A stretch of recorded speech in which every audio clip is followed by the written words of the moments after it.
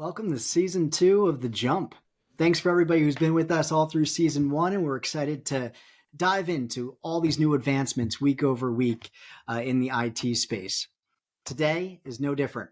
Today we have some really cool topics. We're going to be talking about AI and lucid dreaming, as well as Sam Altman's AI chip factories.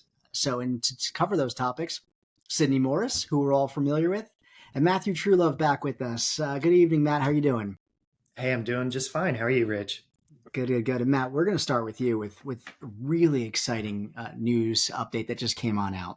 Prophetic, a neurotechnology startup, says that they can use AI to help us control our dreams with their new product, conveniently the Greek god of dreams, Morpheus. One, how is this going to be possible? Well, first of all, the ability to get these naming conventions like that's pretty cool, right? How Yeah. fitting is Mhm. Morpheus. So for Prophetic, the Morpheus One that they've developed is got an underlying Halo device that has been trained with their generative AI models. That's actually the Halo. It's attaching to your head. It's using ultrasonic waves, and it's going to allow you the ability to do lucid dreaming. And lucid dreaming is essentially taking control of your dreams, being aware that you are dreaming and being empowered by that. Like, hey, I can do anything now. So, a essentially a wonderland, almost like a video game. Depending on the level of control. It's insane, right? It feels almost like science fiction. It uh, that does. that that's occurring. This is a beta that's coming out this year. With they're expecting it to be available for everybody as soon as 2025. So let's get this straight, right? So they are basically providing a wearable device, right? There's nothing going digesting, That is right? correct. So, in terms of a physical safety aspect, you can look at a benefit from that, right? You're not getting plugged in like Morpheus from the Matrix, or ingesting anything chemically. Yeah, very fitting right there. And so they have to be doing it instead of just making your lucid dreams a playground, right? There has to be some other benefits to there. Are there health benefits that can be associated with this?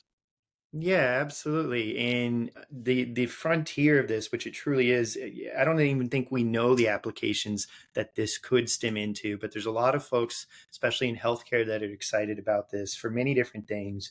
In terms of mental health, too, if you're able to simulate environments or pull up memories in essentially like a VR environment in your brain, there's all sorts of things you can do, from like exposure therapy, just being a specific example.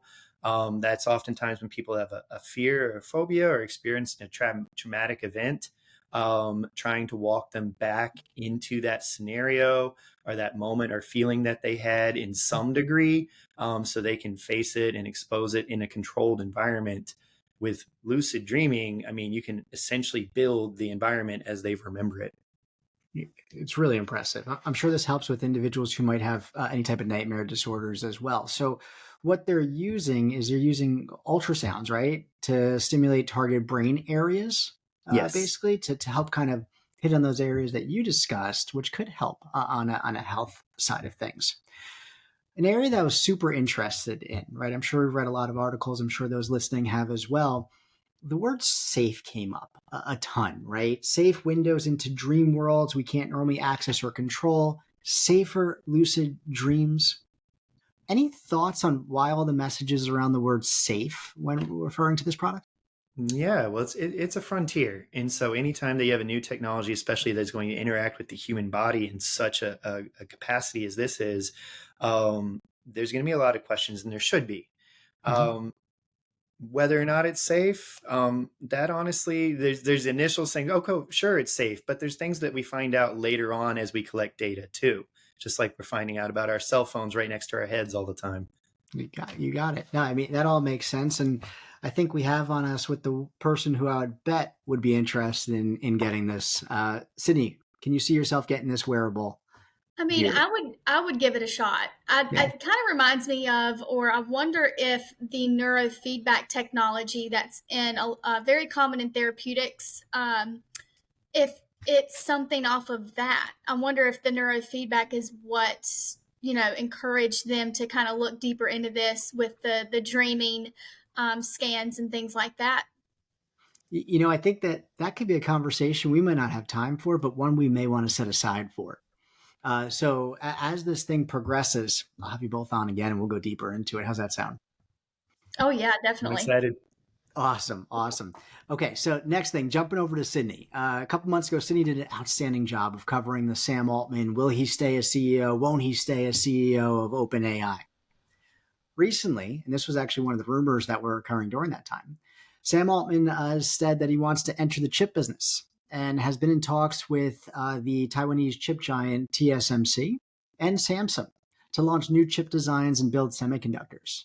Sydney, why is he looking into this now? Of course, this ties right back into why all the tea happened a few months ago with Sam, with him trying to just speed up the process of getting AI out there and improving everything. Um, Chips are integral for training and building AI models. So these chips are crucial for training and running these artificial intelligent programs, including ChatGPT. So, I mean, it's just a reflection of how quickly the growth and importance of custom hardware in the rapidly expanding field of AI. So he's just trying to get ahead of the game and get into the chip business because it's going to help improve his business and get it all out there. It makes sense. So we'll talk about some obstacles in a second. But just to state, at this point, we're not sure if it's going to be part of OpenAI, these plans, or just Sam himself, because his approach is to actually construct these semiconductor fabs in-house, unlike what we see Yeah. previously, even though they're starting to do it, Microsoft and Apple. So a lot of it you're saying is there is an expected chip shortage. Why are they expecting this type of chip shortage? Yeah, so I mean, increase in demand. I mean, chips are used in pretty much everything. So your phones, of course, your Mm-hmm. toaster in your kitchen, all of this has chips in it. So there's also been supply chain disruptions as well, coming from COVID still, and then also factory closures from COVID. They're trying to fix things in terms of what happened 3 years ago, and then also the geopolitical tensions. That's a big one because a lot of these factories are in international in different countries. So Yeah, exactly. And really critical areas right now as we look at some of these yes, big players in here. So, also great to learn that you have a very fancy toaster. So, though, most of the big companies are planning to do the same, why isn't there more options outside of primarily NVIDIA right now in this area? well, NVIDIA is head of the game in terms of like expertise and investments, but it mostly comes down to costs. Hmm. It costs billions of dollars to create these chips.